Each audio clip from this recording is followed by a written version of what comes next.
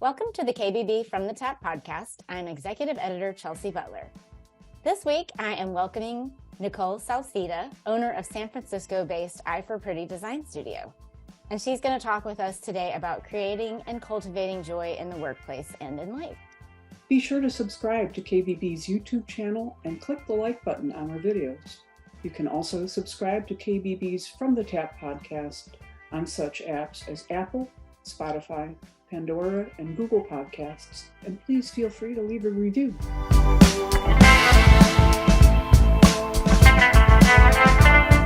So welcome, Nicole, and thank you so much for joining me. Thanks for having me, Chelsea. Absolutely. So let's start out our conversation by maybe you giving us a little bit of a description of your brand, your firm motto, and how that has evolved through the years.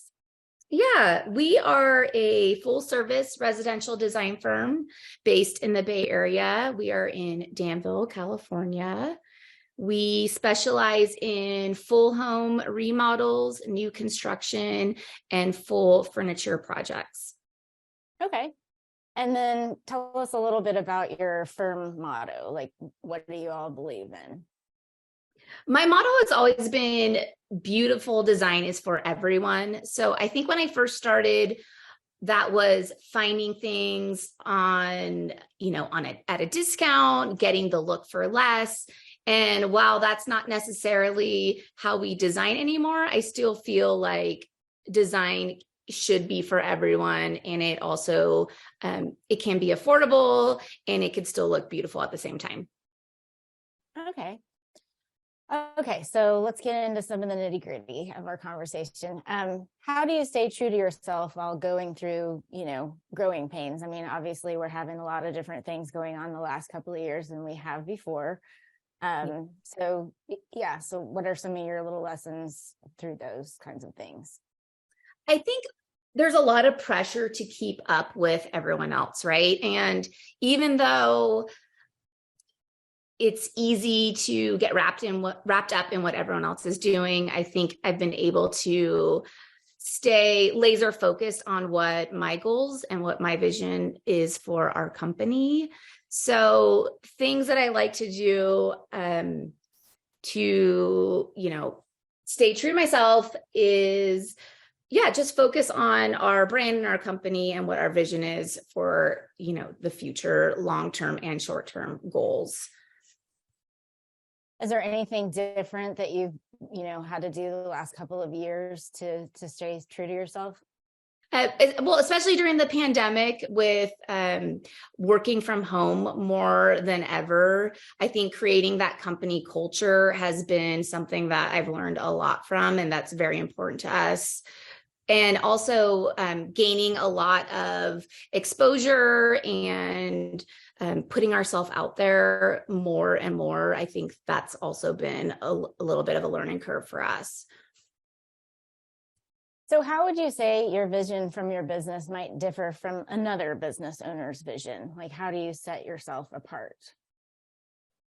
Well, again, I think it just comes down to staying true to who I am as a designer and what I want for my company. What I see us doing might not necessarily be the same as what, another design envisions for her company. So I always want to make sure that we are keeping it a small boutique feel, and very, customer service is always a top priority of ours.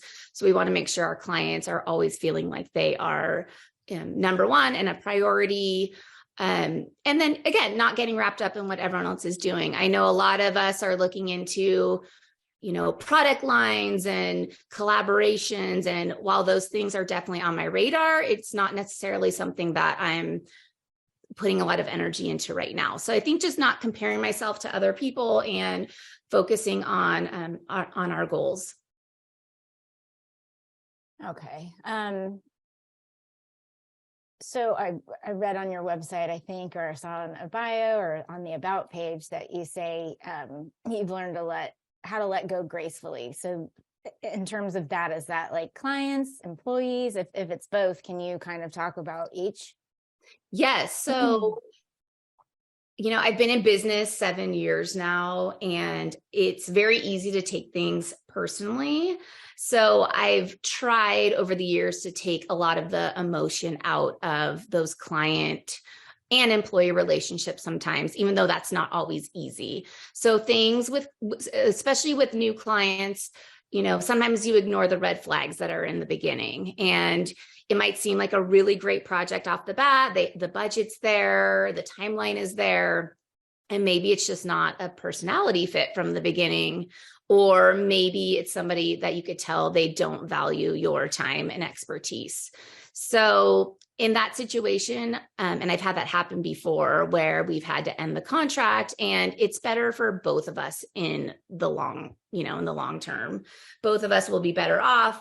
We're not jumping into a 2 or 3 year project together and being miserable the entire time. So it's better to end things there, wish them well, and they will find a better fit for them. In terms of employees, same kind of thing. Hiring is definitely part of the job, and it's a very difficult part of the job to find the right fit for your company. And oftentimes, if I'm in a rush to hire, if we have a lot of big projects coming up and I'm getting nervous that we don't have the manpower, I'm trying to find someone to fill a position. And again, sometimes I might ignore the fact that, they are not flexible, or they're looking for a certain amount of hours that I cannot give them, or they're looking for more than what I can offer. It's a situation where, you have to part ways and be graceful about it. And it's a small design circle, and, you're going to run into people all the time. So some of my employees that have left me, same situation, I wish them well, and I want nothing but the best for them. So when it's not a good fit, it's not a good fit, and you have to know when to walk away. So what would you say is, an employee that does resonate with your company? Like, what are some of their characteristics? And then I have another question after that. Yeah. Well, someone who comes to work for iForPretty is definitely a team player. They are flexible. They're open to suggestions and working together. They are kind-hearted. They put the company above all else and really believe in it. I think that's a big part of it, is really believing in the vision of iForPretty and what that means to people, and also having a good attitude and loving coming to their job and coming to work. So in that same vein, how do you kind of cultivate joy in the workplace for them? Like, what are some of the things you do to, really cherish your employees? Yeah. So to start off, we built out this beautiful design studio, and I could have gone down the street and gotten a little office space for us with cubicles or whatever. But I decided that because we deal so often with clients and their homes and their spaces they live in, I wanted our space to create and design in to be just as beautiful as a home that we would design for them. So we did this amazing build out at our studio. It honestly feels like a home more than it does an office. And I think that's the first step. The first thing when you walk into our space and we're all working there is you feel that warm, cozy, welcoming feeling when you walk in the door. I don't believe many people want to go to a space that they don't enjoy being in. So that was very important to me to create that environment for our designers and for our staff that works there. Some other things we'll do team lunches. They might be small things like just grabbing them coffee, or they might be bigger things like being flexible with their schedules. Almost every single one of my employees are moms, and that's also very important to me, that they know that being a mom and a wife comes first before everything else. And if you're happy in that role and you're satisfied and you're doing everything you need to do for your family, then I believe that's going to trickle down into your work as well. So I'm very flexible with my employees. Some of them come in 1 day a week, some of them come in 4 days a week, but they know that they have that flexibility as long as they get their work done. So tell us how you are able to build a good team with your employees, like, I guess, in the workplace and then in your projects as well. Yeah, I think the first thing and the most important thing is it comes down to trust. So a lot of my designers and employees have been with me for years, and some are newer as we build out the team. But the most important thing is that I trust them, they trust me. Everyone knows their role in the company, and we're all very collaborative together. So when I am looking to hire, I usually put it out on social media. That's actually been a really amazing place where I've met a lot of my employees. And then we go through an interview process. And what I'm really looking for are characteristics that I know will work well with my current team. Obviously, I'm looking for the skills that they have and they bring with them, but a personality fit is really important to us. So, and even when we're working on jobs and I'm determining which designer is going to lead a project, we are fitting our clients and their personalities with one of our designers. So I think that's important too, just to manage the flow of the project. And from a personality perspective, it's very important that they get along well. And in terms of, a project team that would include some of your direct employees, but would also include, some of the skilled laborers, contractors, and your clients themselves, like, how do you build a good and like joyful team? Yeah, again, I think it comes down to trust, and we have our preferred list of contractors that we work with and a lot of great subs that we use on projects. And, it's taken many years to figure out who that team is, but I feel very secure and comfortable in the team I've assembled right now. And again, it goes back to, how our personalities work together, knowing each other, knowing that we could trust that the timeline, that everyone's going to stay on timeline, on budget, and work well together. So I'm always looking for the best contractor fit for a project, the best designer fit for a project. That's always at the forefront of what I'm thinking. So talk to me a little bit about your philosophy on life and how that resonates with that of your business.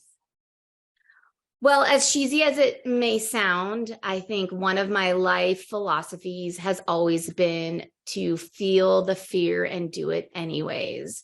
I don't think anyone who knows me would say that I shy away from big, scary things. I like to dream big, and then I actually like to go and start the steps into making those dreams come to life. So a couple years ago, I was tossing around the idea of going into opening up a brick and mortar, so a shop. And we started out as a little pop-up shop in the front of our design studio. And I made it a goal of mine, if it all worked out, that I was going to open up a full-time retail shop in the next year.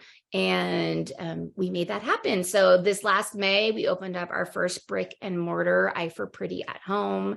And that's been amazing for us. And yeah, I think I dream big, and then I don't just wait for things to happen to me. I go out and I do everything I can to make them happen. And what's your advice for other designers who may have a little bit of a harder time doing that?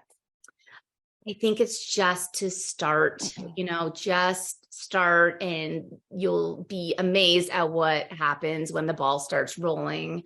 The minute I started saying yes to clients, I took everything on that came my way in the beginning and learned a lot of lessons from that. And then got referrals from those clients. The projects got bigger and bigger. And yeah, so my advice would be to just start. And even though it might not be ideal in the beginning, it's going to be hard. You're going to learn a lot. The sooner you start, the sooner you can make it happen for yourself. All right. So wanted to talk a little bit about your road to becoming CEO and, the stages of growth that have gotten you there. Talk to me a little bit about that. I think you mentioned that you're, this comes from your team as well. Yes. So I am a lifelong learner. I love to listen to podcasts like yours. I love to read books. I'm always constantly trying to be better, to know more. And one thing that I've really been looking into is just kind of the 4 stages to CEO. I think it was a book that I read. And you start as a solopreneur, which a lot of us start in that phase. It's just us. We're wearing all the hats. We're doing all the things. And, I was definitely in the weeds as a solopreneur for a long time until I brought on my business manager and my head of operations to help out. Then I kind of moved on to the owner operator role, which is similar, but I had hired a few people to help me out. And I really learned in that phase that why do it when it's something that I am not great at, I don't know a lot about, when I could hire somebody who is an expert in that area. I was just saving so much time and so much money, honestly, by outsourcing and hiring. So that's kind of the owner operator stage. And now I'm in like the owner manager stage where I am hiring managers to run my team. So I am not in the daily ins and outs anymore of the design firm. So questions like, oh, this tile color was wrong, or, the sectional sofa is the wrong fabric. Those are not coming to my desk or my email directly anymore. I have managers who manage the design team and managers who, run the books for the business, a manager who runs the shop. So I am really trying to stay in the role of the visionary and executing our long-term and big goals for the company. Will I ever be the CEO?